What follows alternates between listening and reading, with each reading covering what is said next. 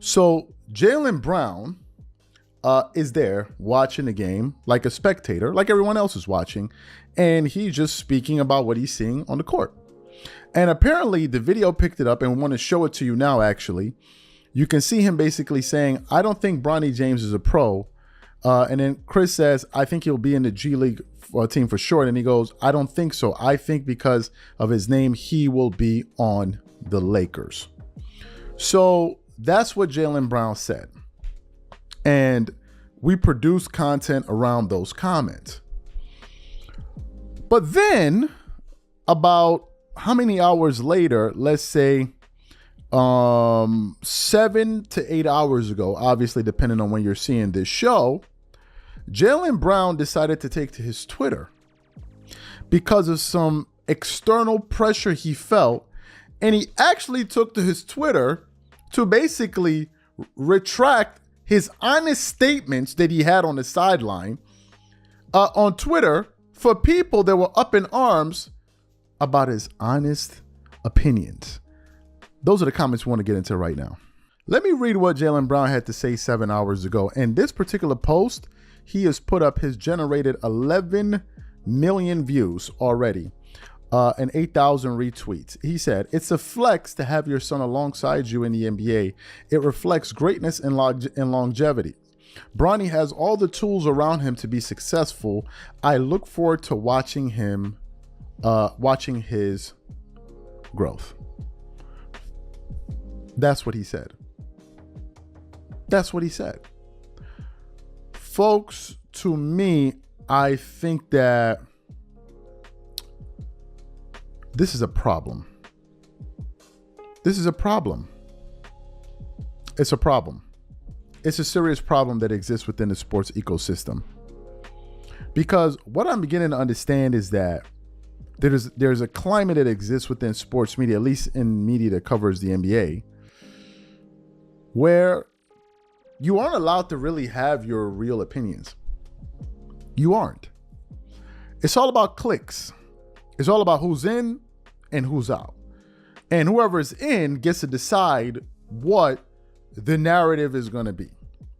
And I think at that moment, what Jaylen Brown said after his comments went viral went against the narrative. The narrative is, we're going to keep pushing Bronny James. Gilbert Arenas, if you're watching this show, and I'll probably send this show to Gilbert Arenas after this. Gilbert Arenas keeps asking, why are they heaping so much pressure on the 55th pick? He keeps asking this question adamantly. Why do they keep heaping all of this pressure on the 55th pick? After all, he's just the 55th pick. Well, Gilbert, I'm gonna need your thoughts on Jaylen Brown retracting his statement, because it would seem as if Jaylen Brown was publicly admitting that Bronny James is a 55th pick, and now he seems to be under pressure for stating the obvious, which means that there is a push that exists out there to make Bronny seem better than he actually is.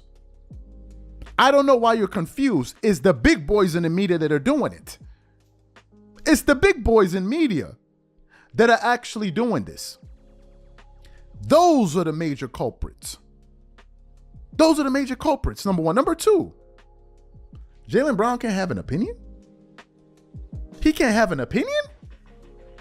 If that's what he feels, why should he need to now come out here and say the father? Why did he feel the need to do that? Why? He gave his honest view. Now, it was in a private moment, kind of a public-private moment, but that's what he really thinks. So now him putting out these comments makes me wonder, well, is this sincere? Because what you were talking about wasn't a father and son moment. What the camera caught in that segment was, you don't think he's a pro. And you think he's only on the Lakers because of his name, meaning because of his dad. That's what you thought. So what does that have to do with, oh, it's a flex to play with their father? That has nothing to do with your original statements. Nothing. Now you guys see the power of Klutch Sports. Now you guys see the power of Klutch Sports. There needs to be one message. And if somebody draws outside the lines all of a sudden you need to get a correction like this. Because I don't know why Jaylen Brown would change his viewpoint.